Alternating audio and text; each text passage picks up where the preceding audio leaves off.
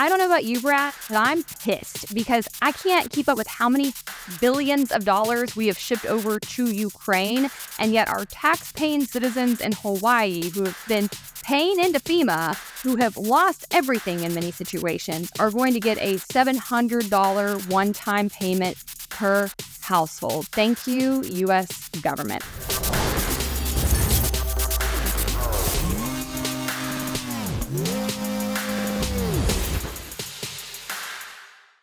Hey guys, welcome back to the Base Politics Podcast. I'm Hannah Cox with Brad Polumbo. This week, the government is making disaster recovery so much harder in Hawaii, a corrupt police raid on a Kansas newspaper, a viral anti-government song, and so much more. Let's jump in.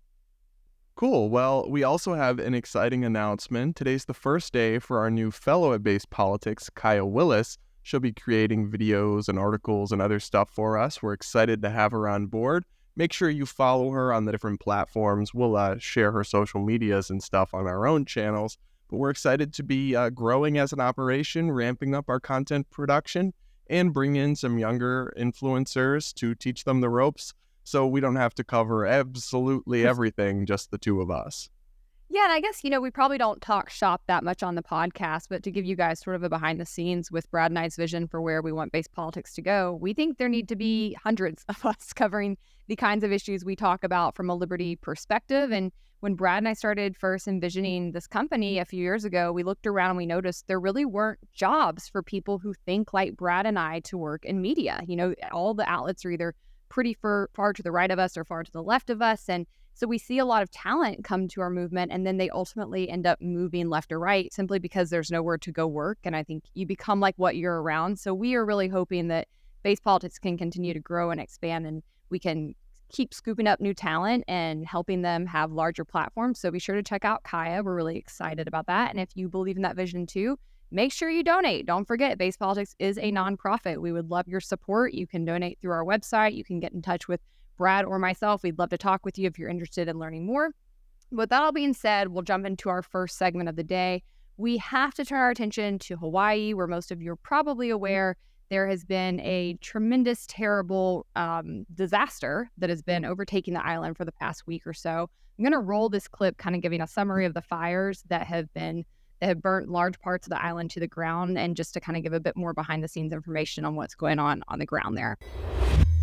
Ooh, dang, it's hot. Tonight, the deadliest wildfire in our nation's history is under investigation, and the questions are mounting. The horror in Lahaina spread through streets, incinerated cars, and forced people to flee into the ocean. No, not like this. Anger growing because so many were forced to make life or death decisions with no warning. No, we have to leave. It's tragic. It probably all could have been avoided, or most of it could have been avoided. A brush fire near Lahaina was first reported early Tuesday morning, and some evacuations were ordered. But Maui officials thought they had it under control, announcing 100% containment around 9 a.m., possibly giving residents a false sense of security. Only hours later, county officials said the fires flared back up, fueled by strong winds, burning the town in an out-of-control blaze that barreled toward the ocean. Here's what we do know. Emergency sirens were not activated, according to Hawaii emergency officials.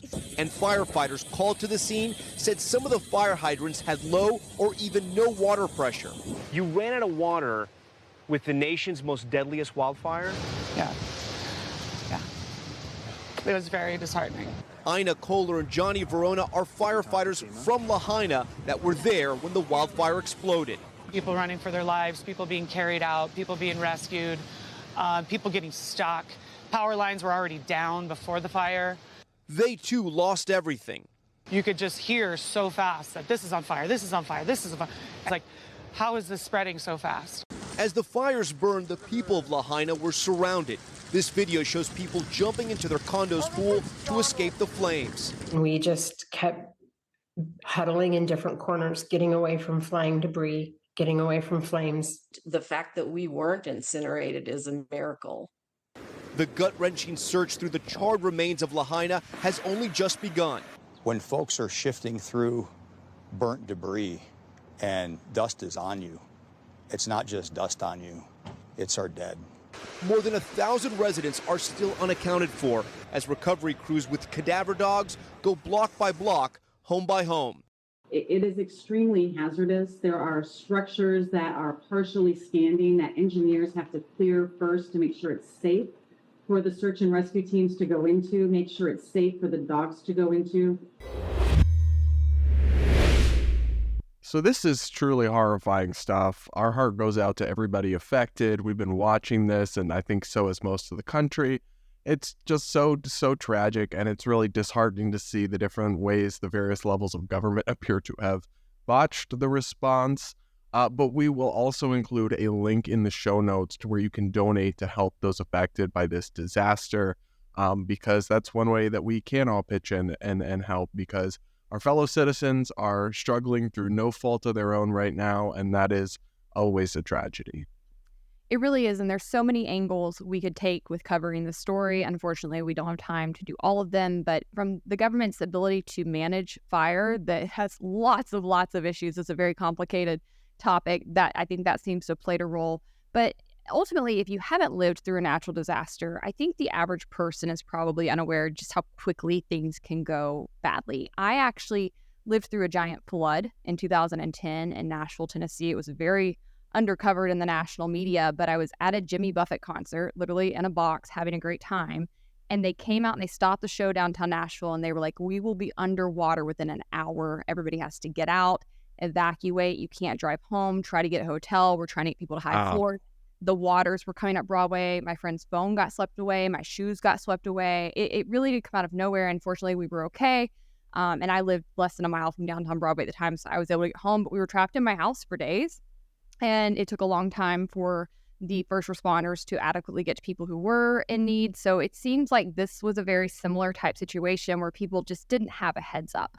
There were reports on TikTok and other platforms of people literally running into the ocean to save themselves from the fire. As the report we just listened to said, people were taking cover in their pools. This is mass devastation. They estimate it's going to take billions of dollars to rebuild.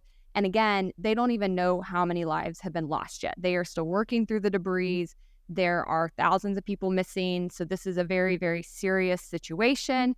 And I think it is compounded by the fact that it is in a remote location. They don't have the same ability to get to resources as you would in the mainland. But actually, having lived through my experience with the Great Nashville Flood, you would be surprised how little attention often disasters get paid, how slow resources can be to come in, especially from the federal government. And so it really is a very scary time for the people of Hawaii. And I think that we need to call more attention to it, because when things happen off the mainland, sometimes they just don't get the same pressure or attention that they would here. And even when they happen here, sometimes it's not as quickly to get resources as you might think. So the wildfires did destroy the Hawaiian tourist town of Lahaina on August 8th and 9th. And they left many of its roughly 13,000 residents homeless. Fires also burned in other areas on Maui, Hawaii's second largest island, and its Big Island. President Joe Biden issued a disaster declaration on August 10th, which authorizes federal aid for communities in harm's way.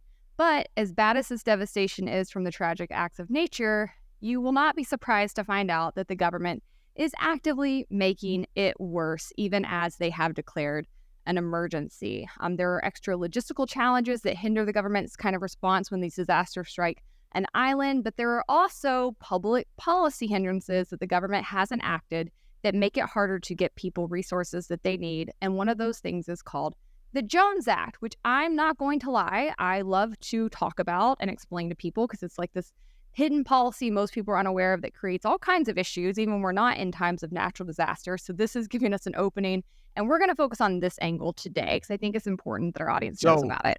So for folks that don't know, the Jones Act is a 1920 law that limits how cargo is transported by sea. It requires any cargo shipped between U.S. ports to be carried by U.S. ships with American crews. It was originally intended as a measure to support the strategically important shipping industry, and it's now considered a classic example of protectionism, and that is from Investopedia. So I find this really interesting because you're absolutely right that this isn't just an issue during emergencies, but it's an issue year-round in places like Puerto Rico or Hawaii. It's not that much of an issue in states with no ocean borders or anything. But even in states like Florida or those kinds of places, it's affected, but it especially affects places like Puerto Rico or Hawaii that are, islands that are surrounded by water. And so one of the reasons I went to Puerto Rico not long ago, and one of the reasons everything is so much more expensive there is because most things need to be shipped to the island. So you go there and you're astounded by the prices of things at like groceries or other things, especially considering the very low incomes. But most things have to be shipped from the mainland to Puerto Rico to stock their stores. And that alone adds a hurdle that makes things more expensive. But then it's exponentially more expensive because only a very small number of ships are allowed to transport those goods, because only ones that are American ships with American crews. So that means there's all these other ships out there that are simply not allowed to bring them goods. And even during a disaster, until a waiver is issued, there were cases like when Puerto Rico had a hurricane not long ago, where there were resources just sitting off the coast that were not allowed to bring them to the island because of the Jones Act. It is one of those laws that only the industry, American domestic shipping supports, and its political allies who are dependent on it for support or money or whatever. But like across the political spectrum, policy wonks hate this law. Yes, and we're going to tease it out because there are a lot of bogus excuses for its existence, but it's important to know that this was always a union-backed piece of legislation. They will tell you it is for all sorts of things, from national security to ensuring that we rely on American companies to support them, but it is really nothing more than protectionism and a way to ensure that you have a monopoly on shipping, and it does actually impact all of us. It especially impacts people on these islands, as Brad said, because they are reliant on all of their goods, for the most part, to come from outside of their respective geographical locations. But even in the mainland, it does make things more expensive. So I want to tease out what a disaster relief looks like and how this comes into play when there's a natural disaster. But I wholeheartedly think this is something that is always corrupt, that is always making things more expensive, that is always stagnating innovation.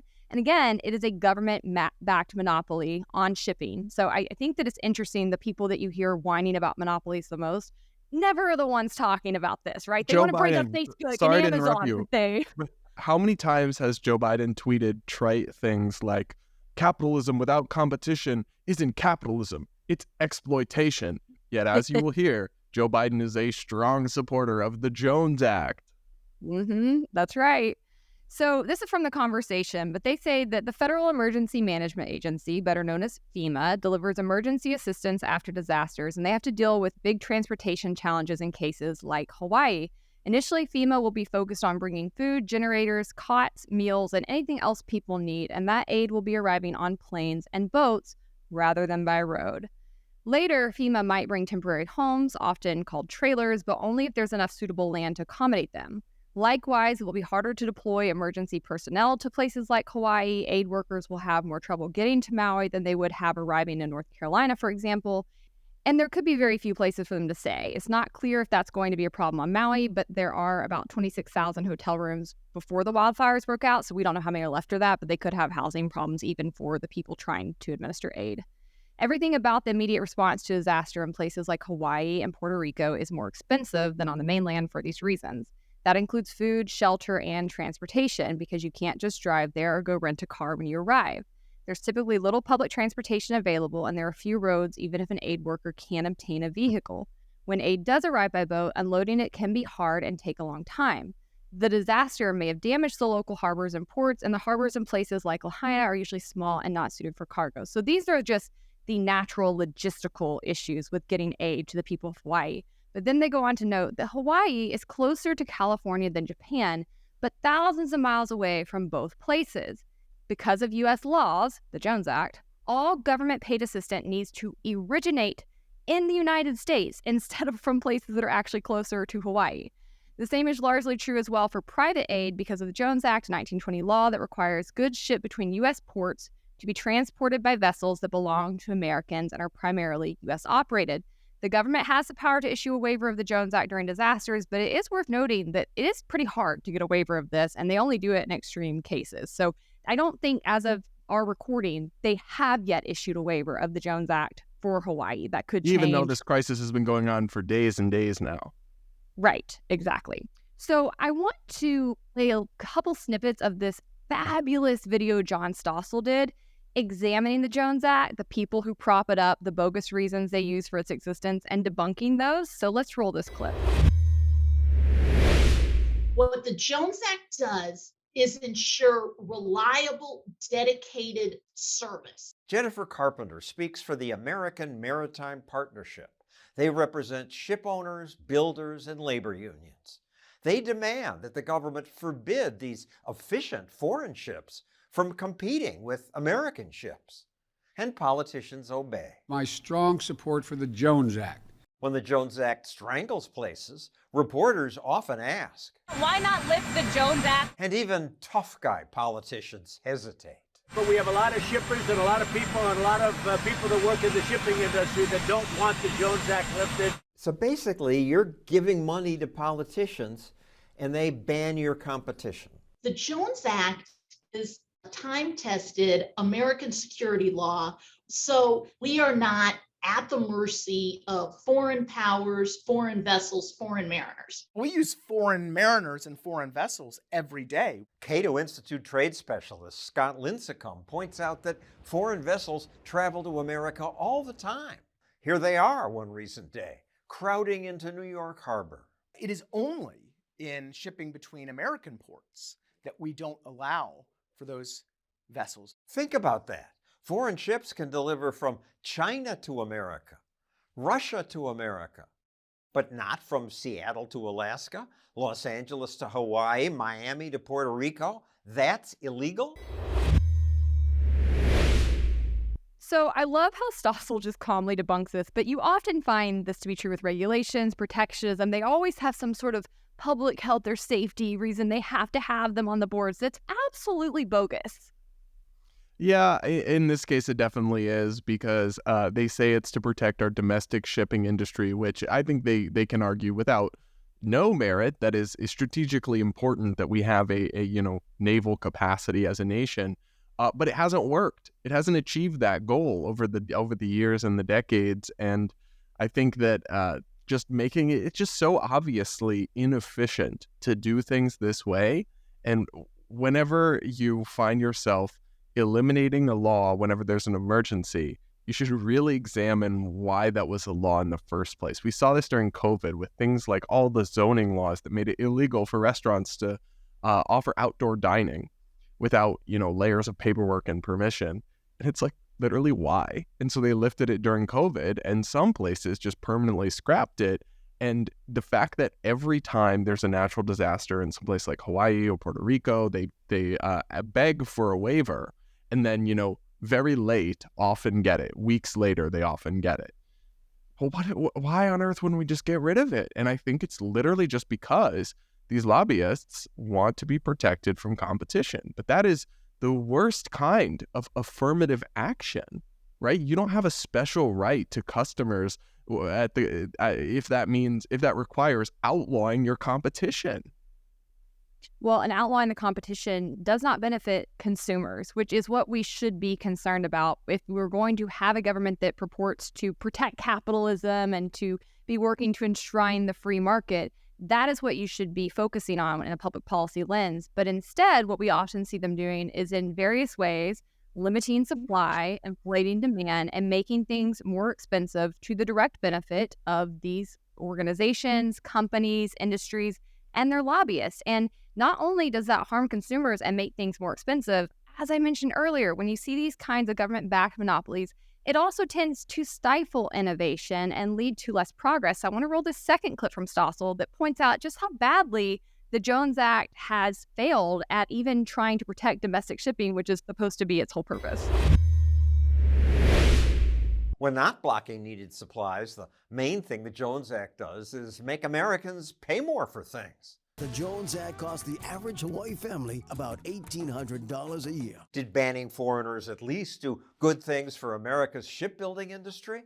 No. America, to build the largest fleet of cargo ships ever to sail the 7 seas. 50 years ago, America built about 18 ships every year. Last year, just one. America's fleet once had 250 ships, now 90. There were once more than 400 American shipyards. 300 are now gone. Because of your monopoly, American shipyards keep closing. They don't have any competition, so they don't improve. So, yeah, it looks like, just like I was saying, it really hasn't even achieved its stated goal whatsoever, despite these tremendous costs. Right. We'll put the whole John Stossel link in there if you want to watch more. It's a 10-minute video, but he goes on to talk about how many of the foreign-built ships are actually innovating much faster than the American-built ships. They have better resources, natural gas on board, and you don't see that happening with the American industry. And that is because competition is a good thing. It is always a good thing. People who don't keep up should fail and go out of business. That leaves room for better innovators, for smarter people to come along, do better things in an industry. And so essentially the Jones Act is making things more expensive while also stagnating this industry and actually making America fall behind our foreign competitors when it comes to shipping, which I would argue actually is a national security threat. So the whole thing is a colossal failure. And it actually makes me annoyed that the average politician is not jumping on this, because reporters who are not often on our side on many of these things, they immediately get it. You can find interview after interview when there is a natural disaster, when there's problems like this happening. One of the first things they'll ask is, what are you going to do about the Jones Act? Can you do a waiver?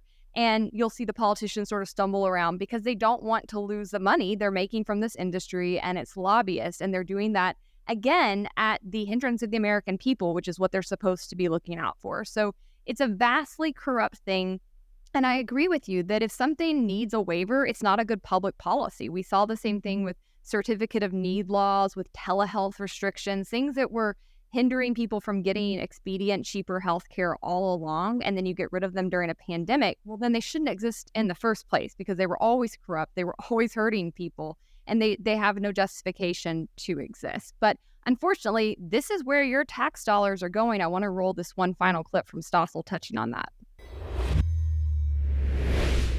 You give politicians money not to grant waivers. Hold up. All right, let's unpack this. Frankly, waivers should be safe, legal, and rare. What we too often see is somebody's trying to make a quick buck. There's no national defense need. There's no shortage of product. It's, hey, I could save some money. But saving money is good for consumers. It's good for everyone, except America's shipping monopoly.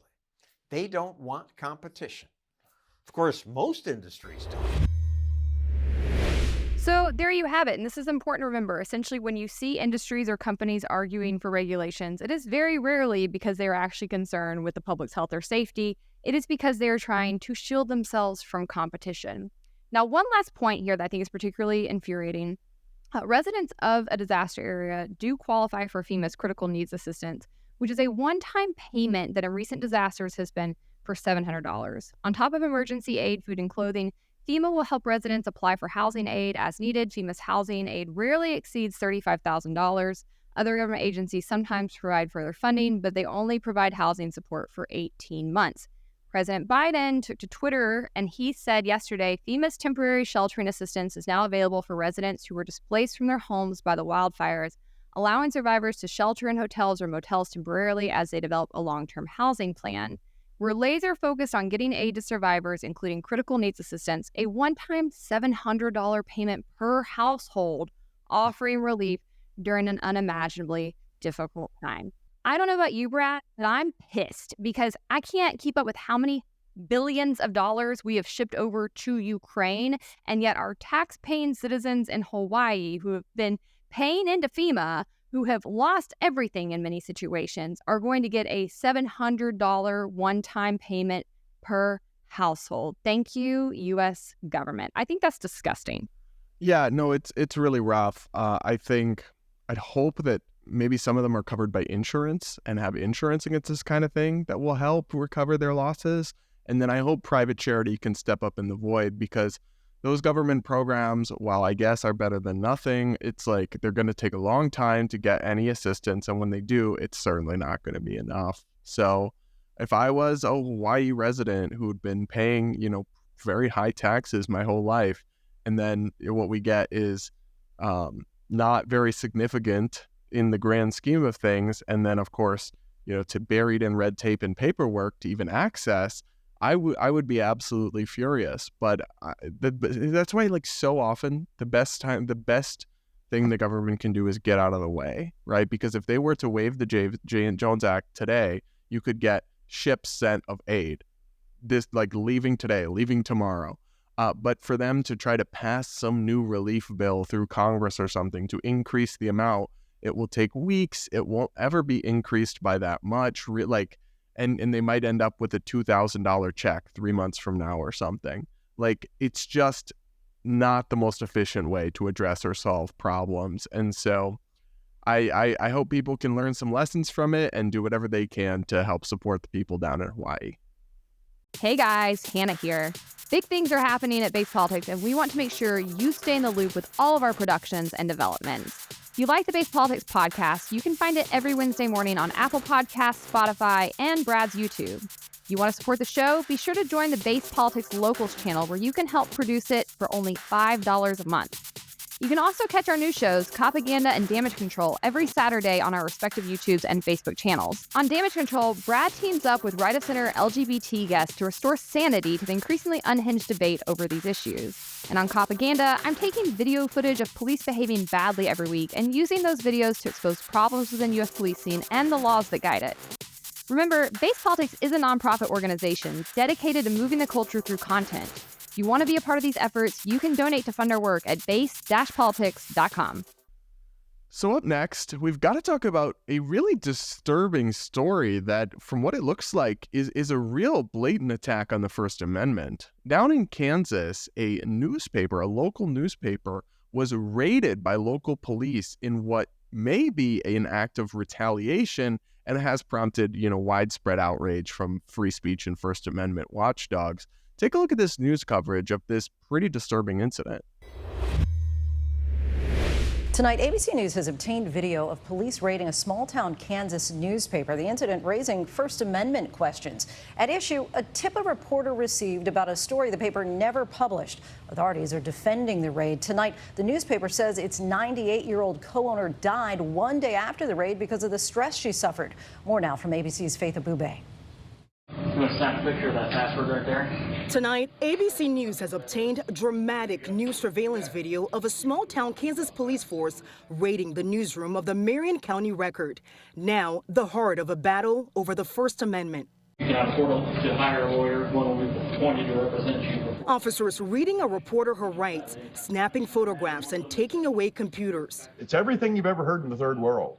It really is like we're living in Stalinist Russia or Nazi Germany or Vladimir Putin's Russia. Eric Meyer co-owns the paper with his 98-year-old mother, whose home of 70 years, he says, was also raided Friday. He tells ABC News she died on Saturday, one day after the raid, saying she was too stressed to sleep or eat. She spent 8 hours a week working for us, putting together a column of memories. How dare they take the last day of her life and make her filled with fear and anger. At issue, Meyer says, is a tip one of his reporters received about a local business owner accused of driving illegally. They decided not to publish the story. We notified the police that they'd told us this. They never responded. The person who was the target of this then falsely accused us of illegally obtaining the information. That prompted a search warrant, though federal laws protect journalists from search and seizures and instead require a subpoena. But the chief of the Marion Police Department says in a statement, there are exceptions, like, quote, when there is reason to believe the journalist is taking part in the underlying wrongdoing. The paper denies any wrongdoing and says it won't be deterred. If they think I'm going to give up because they've made it difficult for us to put out a newspaper for 1 week, they've got another thing coming. In a statement, the Kansas Bureau of Investigation says it has joined an investigation into allegations of illegal access and dissemination of confidential criminal justice information. The KBI says it did not take out those search warrants, was not present when they were served, and believes very strongly that freedom of the press is a vanguard of American democracy.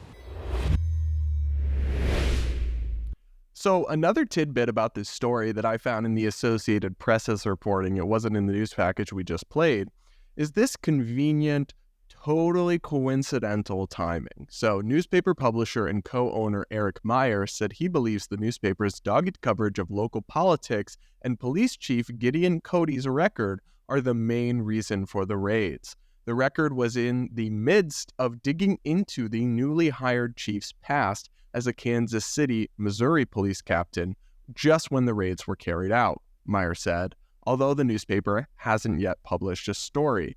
So, Hannah, obviously we can't know for sure. A coincidence is possible, but it strikes me as pretty unlikely. Yeah, I think that's very unlikely. That sounds like the smoking gun to me. And I just have to remark at how emboldened police have become in this country when it comes to violating civil rights. I mean, we've seen it on a myriad of fronts, but this attack on the free press it really crosses a line. I think that this is completely inexcusable. I don't believe that they have the exception they claim they have to have come in and raided them and taken their computers. I don't think they follow the proper chain of command on that whatsoever. This seems like a small town tactic of police to bully and to scare local business owners and reporters. The fact that they raided this old woman's home as well, that they're sitting there reading reporters their rights. I mean, on what earth? They should be unequivocally charged for this. It should be a violation of their oath, a violation of the Constitution. They should be fired. Heads should roll. And yet the most frustrating thing about all of this is that I know with almost absolute certainty nothing will happen because of various institutions around policing that continue to protect the plethora of bad apples that you have within this institution. Things like their police unions, things like qualified immunity, and again, just the general knee-jerk support for police no matter what they do. You know, we've been making my show Propaganda for a few months now, examining some of the worst instances of police brutality and violations of civil liberties that we come across on the internet, and it's gotten a tremendous response, but I'm constantly disheartened scrolling through the comments of it, especially on platforms like Facebook with older demographics, where you will see them defend anything. I mean, literally anything. Gunning Daniel Shaver down in the hallway after playing a corrupt game of Simon Says with him, flipping a pregnant woman's car because she didn't. You don't know the context, Hannah.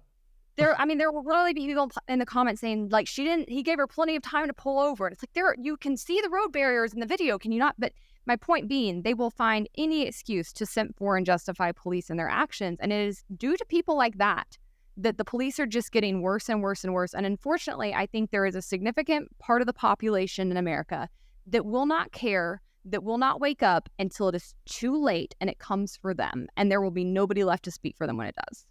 Yeah, so I want to get into more of the details of this case. So I wanted to know, like, how normal is this? You know, what is the typical process when they are investigating journalists? So I looked at the statement from the Foundation for Individual Rights and Expression, FIRE, which is about as nonpartisan and as about a credible First Amendment group that you can find. And they write in their statement, what could have prompted such an unprecedented overreach against a 4,000 circulation newspaper in a small Kansas town?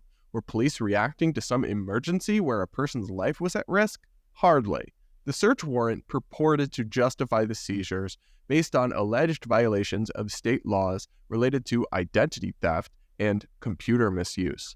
The information supposedly related to a 2008 drunk driving conviction of local restaurateur Carrie Newell. Newell had claimed at a city council meeting where she was seeking approval for a liquor license that the newspaper had illegally obtained a letter from the Kansas Department of Revenue that mentioned the drunk driving conviction. Federal law generally requires the police to proceed using a subpoena rather than a search warrant when it seeks information from a reporter or news organization, precisely to prevent the type of raids that took place in Marion on Friday. That procedure enables the newspaper to challenge the demand in court before having to comply. While the law contains some narrow exceptions that permit searches in some extraordinary circumstances, none apply in this case. So I'm inclined to take their analysis of it because they're, top dog First Amendment scholars and lawyers over at FIRE. So, I mean, it's pretty clear to me that this sure looks like an abuse of power, an attack on the free press, and it's going to not only hurt this newspaper, but have a chilling effect, right? If the police start swatting newspapers and the homes of elderly owners who she died a day later, right? And we don't know that that's connected, but the family thinks it is. And who knows, right? What could happen to push a 98-year-old over the edge? We really don't know that, but it's certainly, regardless, it's unfortunate and unreasonable that her last days were subjected to this stress and unpleasantness and having her home raided by police. So I just view it as a pretty clear-cut abuse of government power. It will have a chilling effect on reporters, and that's a real problem, because the whole point of a free press is to scrutinize the government, and the police are the government, right? They have the power to lock you up, and so you want journalists to be free to investigate their police chiefs without having retribution, which it seems this might have been. I'd love to see them sued, but unfortunately, like you mentioned, I have to think that qualified immunity will probably protect the individual officers here from any sort of civil accountability or financial payment or restitution being ordered against them for the rights of the people that they violated. And I mean, when that's the case, there's not as much at stake for these officers to do it again next time. Well, that's right, because if you sue the police and there's qualified immunity, that means there's no civil responsibility. All that means, if you win, is that taxpayers have to pay for the wrongdoings of police. It doesn't actually hurt them. It doesn't come out of their pockets. It doesn't even mean that they'll be fired. In fact, they usually aren't, because police unions continue to protect them. So it really is a doctrine that must be overturned. It was made up by the Supreme Court. It protects many people within government, not just police, but certainly I think police benefit the most from it and are the ones that are the biggest perpetrators against the American people when it comes to violating their civil liberties and getting away with it. So this is, I think, a tremendous abuse of power. We need the media to cover police more in depth. We need more accountability, more transparency, a brighter light shown on these institutions, on these departments, on these individual officers, because there is so much corruption going on behind the scenes. And these kinds of actions are meant to chill that, are meant to scare the people who might call them under the spotlight, who might call attention to their actions. And so I would really hope to see this lead to some heads rolling. I'd like to see actual legislation put forth. I'd like to see bipartisan efforts on this to get rid of qualified immunity and to ensure that we have some kind of recourse when police act so brazenly. But unfortunately, what I found, especially working in criminal justice reform, is that oftentimes the more local you get, the smaller the department, the smaller the town, the more corrupt, because they have so little accountability, so few people looking into them. And if you're watching on video, guys, you can see this newspaper outlet. It is like a hut. It's a small house operation. They said there's over 4,000 subscribers to the newspaper. That's a tiny newspaper. This is a small town, a small paper outlet, and yet even then they are working overtime to try to block them from doing anything to show the American people what they're doing behind the scenes. And, you know, it makes me feel real Battle of Athens, if I'm being honest, which is when the people of Athens, Tennessee, the veterans who had come back from World War II, found that their police and their government was corrupt, and they took things into their own hands. And if they don't get rid of some of these kinds of policies, I think you're going to end up seeing the American people get back on that train, because there's only so much that people will take until they rise up. All right, let's move on and check in our quick hit segment on our favorite, Alexandria Ocasio-Cortez, AOC, the New York far-left congresswoman. But Hannah, she might actually be right about something for once. Let's take a listen.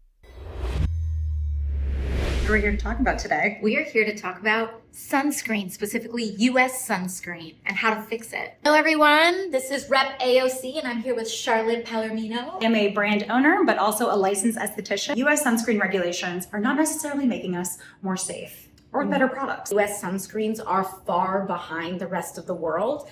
I was in South Korea earlier this year, and it is so clear how far advanced the rest of the world is on sunscreen, and we deserve better here in the US. How does the FDA regulate? FDA is different than the rest of the world in that we regulate sunscreen as a drug instead of a cosmetic. It's regulated as a drug, has far more stringent standards, far more testing, far more scientific and clinical trials that are required, which is good. We want to make sure that things are safe. However, sometimes that can add a lot of bureaucratic and costs that prevent us from getting any sunscreen filters at all. And just for context, it has been since 1999. It was the last time that we had a new sunscreen filter in the United States. When we compare the US standards to European standards in 2017, a Sloan Kettering study found that only half of US sunscreens met European protection standards. Here's the thing though, there is something that we can do about this. Congress has not been very aware of this issue, which is why there hasn't been a lot of momentum behind this issue. Truly, it's not too corny. Please contact your member of Congress, especially if your member of Congress sits on the Energy and Commerce Committee. They have jurisdiction over the FDA. However, any member of Congress can develop attention and draw attention to this issue. Ask them to break through some of the regulatory barriers at the FDA and fund public research so that we can all enjoy the filters that develop out of the scientific process. Just need to make some noise about it. Totally. I mean, I love Korean sunscreens, but I want to buy this in the US. Why do we need to import them from all over the place? So, Brad, we bash AOC all the time. She has some truly unhinged economic ideas, but I actually tend to agree with her on a lot of things like civil liberties. When she used to be consistently anti-war before the Democratic Party beat her down, we sided alongside each other on things like that. And I agree with her here. Her recommendation is to call your congressional leaders and tell them to influence the FDA to fix this one issue. I would say get rid of the FDA altogether. I think they are a completely problematic entity, and they don't really do the American people much good. When she comes to the sunscreen issue specifically, though, she's absolutely correct. And there's something you should know that I know from my days of running a tanning salon in college, which is that there are two kinds of UV rays you want to block yourself from. One of those is UVB. It's the one you're most commonly familiar with. It's the one that can actually burn you, and it's one that has traditionally been linked more with skin cancer. Our sunscreens in the US do a pretty good job of blocking you from UVB rays. What they don't do a good job of is blocking you from UVA rays, which are a softer form of UV rays that tan you. And so you have tanning beds that can be UVA only rays, and that's why you can still get a tan even when you're wearing sunscreen, because our sunscreens don't do a good job of blocking UVA rays. But as we've learned more and more about skincare, she mentions in the video, the last time these regulations were really updated has been like over 20 years. We've learned a lot more about the harmful effects of UVA rays, and they have a lot to do with aging, which is something people like me are particularly concerned with. And they also are linked to other health issues as well. And so specifically, that's what our sunscreens aren't doing a good job of. And it's because the FDA has been very slow to approve the chemicals that other countries are using in their sunscreens to block those UVA rays. Yeah, but it's just such a good example, right, where the government gets in the way, that creates barriers to competition, and consumers suffer. Because I read about this, and apparently it's a widely documented thing that in the US, we have shitty sunscreen, and overseas they have much better sunscreen.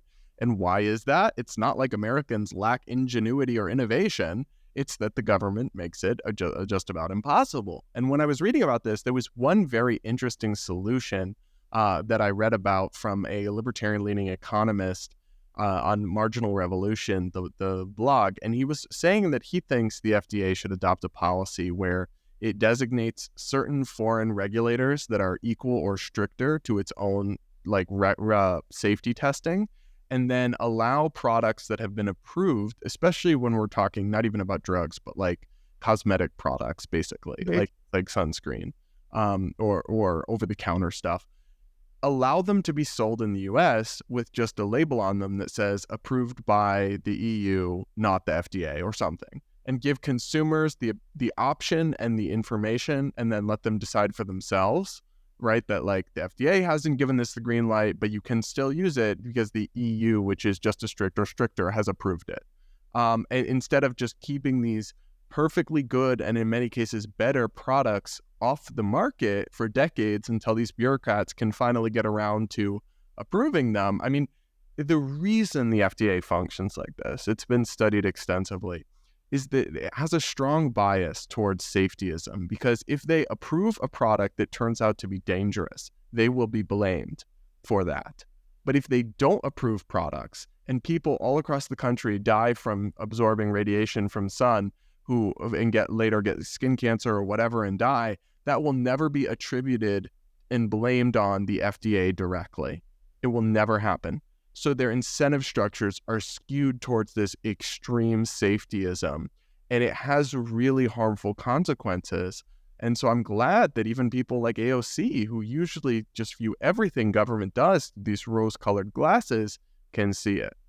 Well, I think I want to push back on that a little bit. Yes and no. I think they have an extreme bias towards being paid off because they often approve products and chemicals and things that are harmful. If you look at even just some of the things that are allowed in our food system versus those that are blocked in places like the EU, I would argue that many of those should be done away with. So I think the FDA is corrupt. I think they have a corrupt approval system, and it certainly doesn't end with sunscreen. From our food to the various pharmaceuticals to the agricultural industry and the products they are using to treat our plants, the list goes on and on. So I don't think they do a good job of keeping us safe, but I also think they block us from lots of products that could make our lives better. You know, sunscreen is one that I think has an actual health component to it. But even when you do get into things like moisturizers, the number of people I know who travel to Europe every year just to get their skincare, I'm not making this up, because you can go into your average pharmacy, they call them pharmacies, in France, in Paris and London, places like that. And they're not really pharmacies like you would think of. They are places that sell a lot of cosmetics and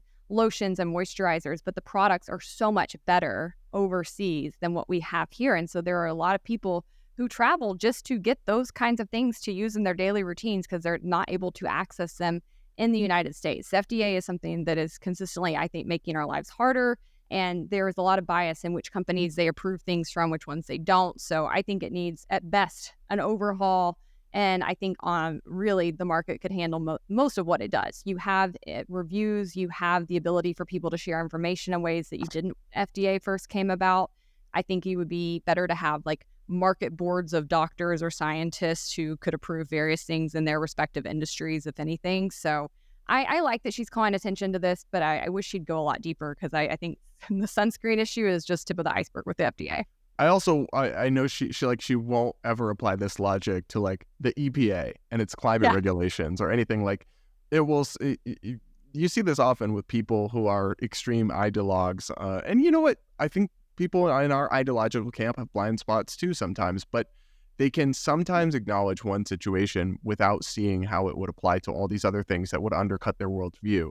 And so I would just love for her to apply this logic about crony capitalism or cronyism, corporatism, about regulatory capture. Apply it to some other things, AOC. Apply it to great. It would be great if this kind of person would actually sit down and have a pleasant debate, you know, just to sort of to tease these things out. Because I don't know, with people like her, you wonder how much of it is that she's just in a bubble and she's never really having anybody push back on her significantly, at least not in a friendly way. And could she change her mind on things? Could she see things in a more broad lens? Perhaps, but oftentimes they won't even sit down and have a conversation. And it really keeps us, I think, from getting further along down the pathway where we could on bipartisan issues. All right, Hannah. Up next, I want to get your thoughts on something interesting. There's this country song that's political, and it's by this guy, Oliver Anthony. No one ever heard of him until like this week. And he released this song called Rich Men North of Richmond, and it has just gone mega viral. 24.4 million views on just his tweet. It's exploded on YouTube. It's been all over my timeline. It's prompted discourse and debate. Here's a clip from this song. People like you wish I could just wake up and it not be true, but it is. Oh, it is. Living in the new world with an whole soul. These rich men north of Richmond, Lord knows they all just wanna have total control. Wanna know what you think, wanna know what you do, and they don't think you know, but I know that you do, 'cause your dollar ain't shit, and it's taxed to no end, 'cause the rich men north of Richmond.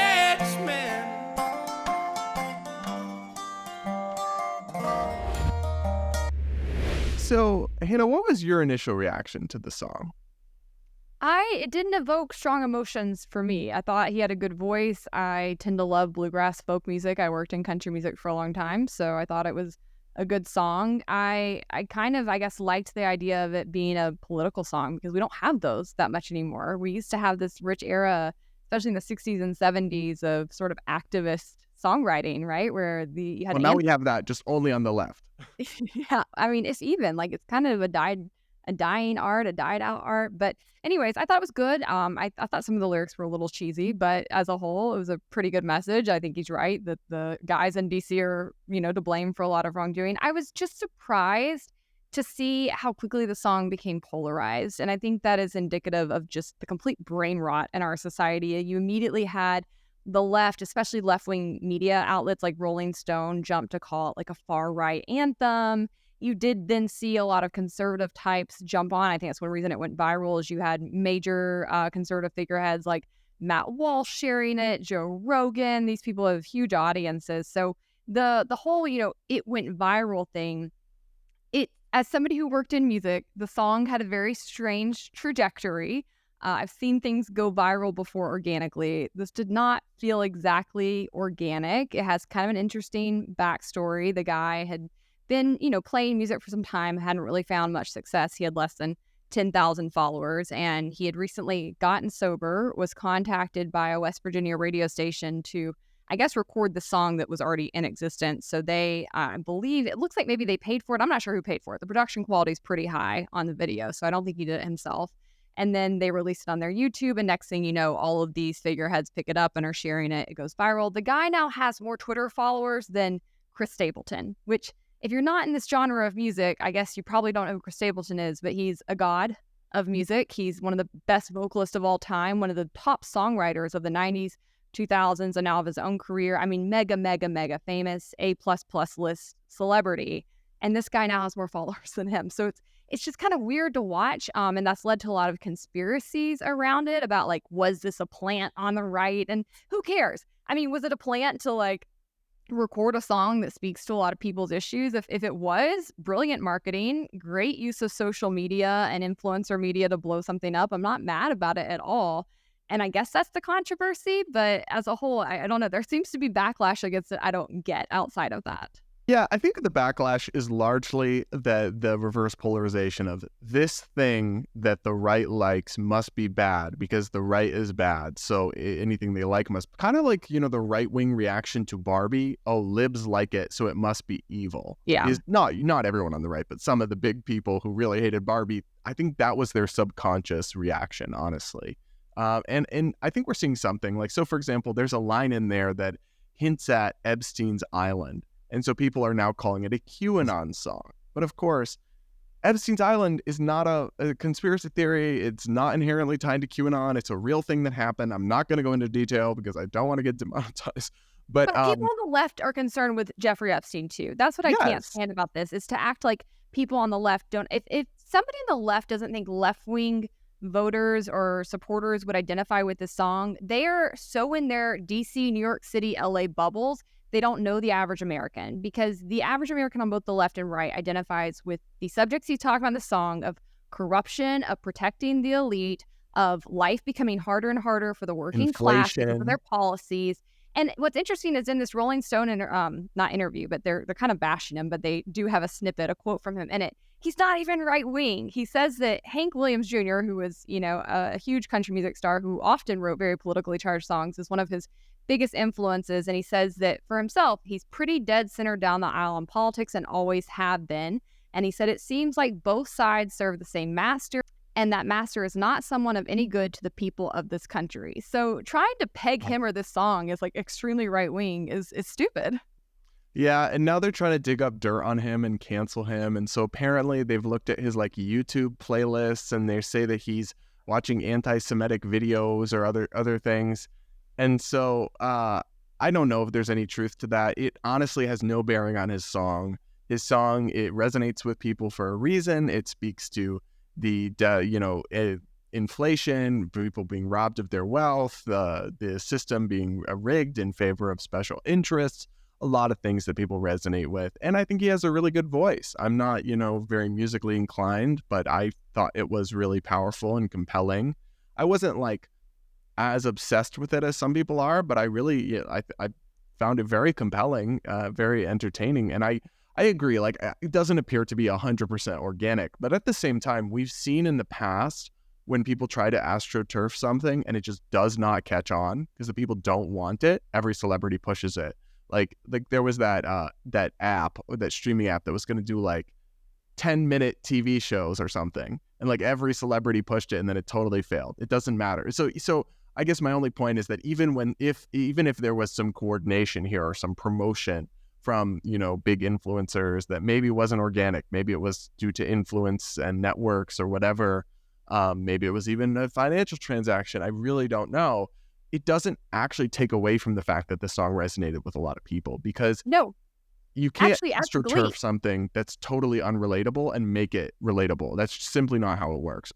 And as somebody who worked in the music industry, like, I'm gleeking, as they might say, if this is what happened, because it has become increasingly difficult to break new artists, to get new songs out in the traditional ways things were done. The music industry has been collapsing for decades. That's part of the reason I left. Their whole infrastructure has fallen apart in the world of streaming and new media. And so if they did, you know, use influencers, if they did have some kind of campaign behind the scenes to launch this new artist, brilliantly done. It could be replicated for other artists. This is something that people could follow pretty cheaply, probably, really. So I like it. I like things that get more entertainment and more options to people, because so often the record labels are not signing the people who actually resonate with the audiences, or they keep signing sort of replicas, right, of the whole bro country model. This is one of the reasons people have started hating country in recent years. They just kept signing the same old guy and like the Ed Hardy jeans over and over, singing about his truck, who'd never probably lifted dirt with his hands in one day in his life. So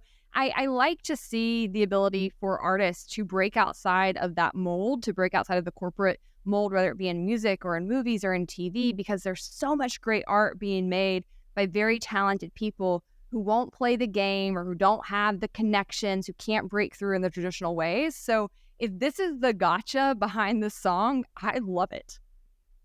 All right, up next, let's talk about something interesting. So when Elon Musk took over Twitter, there were a ton of promises that it would be a new free speech haven, but it hasn't exactly lived up to that reputation so far. And the new Twitter CEO, handpicked by Elon Musk, gave an interview recently that has led a lot of supporters of free speech who thought Elon's Twitter would be great to raise some serious eyebrows. Let's roll a clip from that interview. We have built brand safety and content moderation tools that have never existed before at this company. And we've introduced a new policy, to your specific point about hate speech, called freedom of speech, not reach. So if you're going to post something that's illegal or against the law, you're gone, zero tolerance. But more importantly, if you're going to post something that is lawful, but it's awful, you get labeled. You get labeled, you get de-amplified, which means it cannot be shared, and it is certainly demonetized. Back to your direct point about brand safety. So they are protected from the risk of being next to that content. And it's also why it's really important to note that once a post is labeled and it can't be shared, and the user sees that, 30% of the time, they take it down themselves. Staggeringly, they take it down. And that reducing that hateful content from being seen is one of the best examples how X is committed to encouraging healthy behavior online.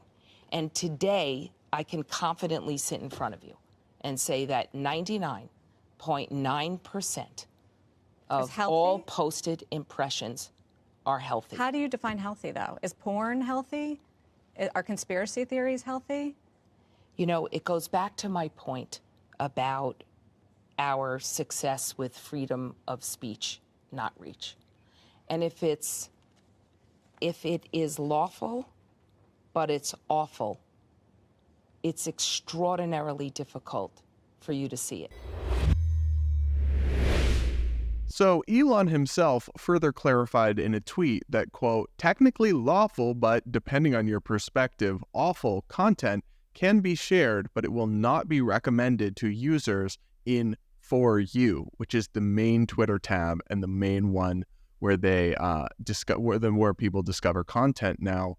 So, Hannah, I don't know about you, but the new free speech standard that was just outlined there by the new ex-CEO, that's what they've renamed Twitter, Linda Yaccarino, and the follow-up from Musk, they don't fill me with confidence because, frankly, it's almost impossible for me to differentiate the standards that were just articulated in any way from the censorship practices of YouTube or Facebook or the other platforms that people on the right have complained about for years for their biased censorship decisions. I mean, that sounds literally like the same thing. And give me your thoughts, because I'm still scratching my head at that word salad. Yeah, it seems like a very marginal difference. Essentially, new Twitter will not kick you off their platform or force you to take down your post if it is anything other than illegal. So that's a small difference than what we saw, especially at the height of the COVID censorship, but it's a very slight one. As a whole, these policies look pretty similar. I think that I have a little empathy here because content moderation is very, very difficult when you're trying to run a successful platform. Obviously, porn is legal, but do you and I want to be on a website all day where we're constantly seeing porn? Absolutely not. We don't want to be seeing graphic images. So I do understand to some extent the conundrum some of these companies are facing and trying to find ways to moderate content while upholding free speech, but also ensuring that users have a pleasant experience and want to spend a lot of time on their platforms, and that advertisers want to spend a lot of money on their platforms because that is how and why they exist. And they have a first obligation to make money as a private business. I'm not mad at anybody for trying to maximize their profits. So I guess I'll take a little bit of a hardline capitalist stance on that. And well, hang on. Let me just include one caveat. That's all very reasonable. However, Elon specifically promised that he was a free speech absolutist, and he didn't include any of those caveats in his promises. So while what you're saying is obviously full of hot air on numerous subjects. It's been a huge disappointment in a lot of areas. I have had to retract my hot comments on many things for him. So I mean, I think he's somebody, I really do. I think he's a bit of a blowhard. I think he comes out and says things, and I think he says things that he thinks will get him applause or get him attention, and then he has to retract or back off of that. And, you know, he said that before he actually was running a company. And now that he's actually in the throes of it and his pocketbook's on the line, he's not so much of an absolutist. So I'm a bit of a middle roader on this. I think he overspoke. I think it is the government's job to not impede free speech more so than a private company's. And the line that she has for what gets demonetized, what gets throttled, what isn't as viewable, it's very fluid. I think that what would better serve them as a company and what would actually be a better way of protecting free speech is to have a hardline standard, right? Of saying these exact terms, like perhaps, the profanity, or saying if you're calling people derogatory terms that most people would agree upon are awful, or if you're showing porn, have a clear set of rules for people who are using your platform so that they understand these are the hard line things that we don't allow on the platform. That way you're actually throttling things that would detract advertisers versus actually throttling ideas, because that's where it gets problematic, is if they are coming in and they're saying that something is awful. Well, during the COVID years, many people would have said saying you don't need a mask is awful. Many people would have said saying that the virus originated in a Wuhan lab was awful. They would have said it was racist even. So I think that you need to be much clearer in your standards of what is awful versus legal if you're going to have these kind of practices. Is a completely unworkable bullshit standard. That means whatever the employee thinks is that is just totally vague, totally ripe for abuse. I mean, there's so many problems with that. I don't even know where to begin, but who decides what's awful or not? Everybody thinks things are awful that someone else thinks are wonderful. I mean, it's just totally unworkable. And then this whole freedom of speech, not freedom of reach thing. Well, we used to have a word for that we would constantly complain about on the right. It's called being shadow banned. And now Elon's doing it, and they're like, yes, Daddy Musk, yes, new ex-daddy, yay. His simp army is ridiculous. anytime you criticize this man, and I've praised him on many occasions, anytime you criticize him, his simps flood the comments, and they just will constantly shift the goalposts. What I think, and look, I agree with you, content moderation is difficult. I don't envy the position that they're in. What I think the ideal solution would be to allow users to filter their own experience. So for example, allow me to filter my feed. Check a box, filter out all pornography. Check a box, filter out all profanity. And then allow advertisers to pick which posts they want their ads to appear on. But don't rig the algorithm in favor of the posts that you think are, quote, healthy. And then she's asked what that means, and she dodges the question. Totally because pivots. nobody knows what it means. It's so subjective. It's so vague. And that's always been the biggest complaint about these big tech companies, is that their standards are arbitrary and capricious and vague.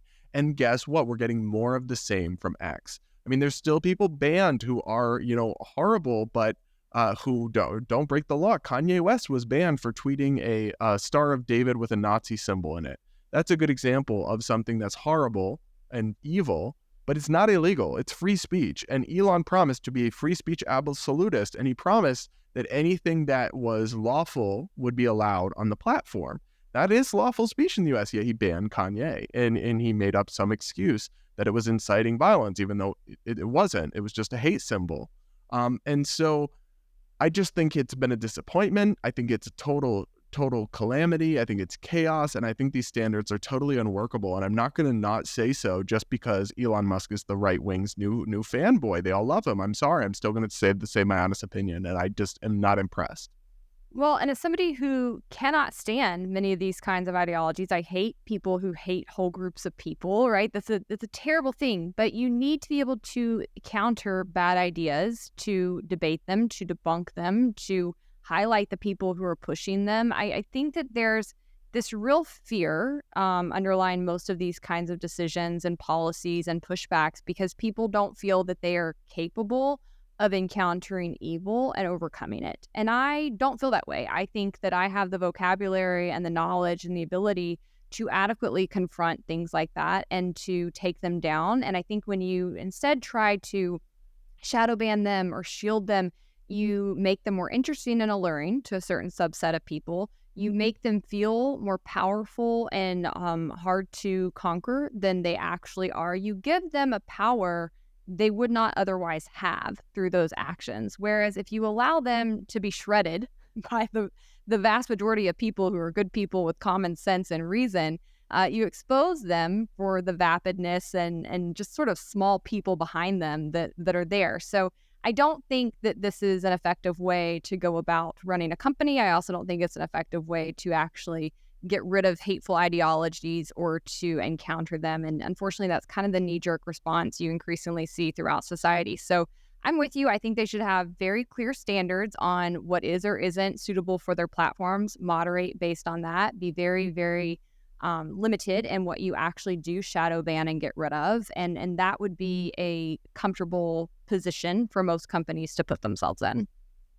All right, well, let's move on to our hot takes and round out the show. Hannah, what do you have for us today? All right, so I have noticed recently when I've been traveling in hotels that a lot of them are increasingly doing this thing where you have to take your hotel key card and hold it up to a button in the elevator before you can hit the floor to go to your room. And I find this to be one of the worst innovations I've ever encountered. I don't know why this is spreading like wildfire. One, it's extremely cumbersome. I, as a woman, often have my hands full because I don't have pockets ever. And so now I'm trying to balance all the things in my hands and my coffee and get my card key out and scan it just to get to my room. It doesn't make me any safer. Number one, people could still take the stairs. Number two, you could just get in the elevator with somebody else. Number three, what is it? Even if somebody did get to my hotel floor, that doesn't mean they can get in my room. So how does this make me safer? It doesn't make me any safer. It doesn't make me feel like I'm not at a nicer institution. The only thing it actually does, I've thought this through, is it blocks me from getting Uber Eats brought to my hotel room, which is something I value a lot. When I am traveling and speaking, I don't want to have to go down to the lobby to get food or do other things until it's showtime, right? Because I have to get in hair and makeup. And most of the time I look like trash, and I quite enjoy looking like trash, and I want to be able to stay in that position throughout the day. So I want my food brought to me. But when they have these stupid policies, I then have to take my trash looking self down to the lobby, see people who probably know me just to get my food. It is a horrible thing, and hotels need to get rid of it unilaterally. I'm so sorry that happened to you. Thank you. Tasha Cohen agrees with me on this. We both struggle with this a good bit. So I recently found out that according to the FDA, there are an average of 10 rodent hairs in every jar of peanut butter. And my hot take is that I don't care. I'd rather eat rodent hair than stop eating peanut butter. So there's gross crap in all the stuff we eat, and I'm just not that bothered by it. And that's my hot take. I'm here to stay. I'm not giving up my peanut butter. Even if there were 100 rodent hairs in it, if I can't taste the difference, why do I care? Thanks, FDA. They're really doing a great job with that food supply thing. I also saw that I can't even say it out loud. God, this is so bad. I saw that a woman brought home a bag of spinach and there was a live frog in it. And I, for the rest of my days, don't think I'll be able to touch spinach, which I use a good bit throughout the week, but I hate frogs. I am terrified of frogs, can't stand them. And I'm becoming more and more afraid of our food, if I'm being honest. Yeah. All right, guys, that's a wrap. Be careful what you eat this week. Leave us a comment. Let us know what other gross food facts you know about so we can be on the lookout for those. And until next week, stay based.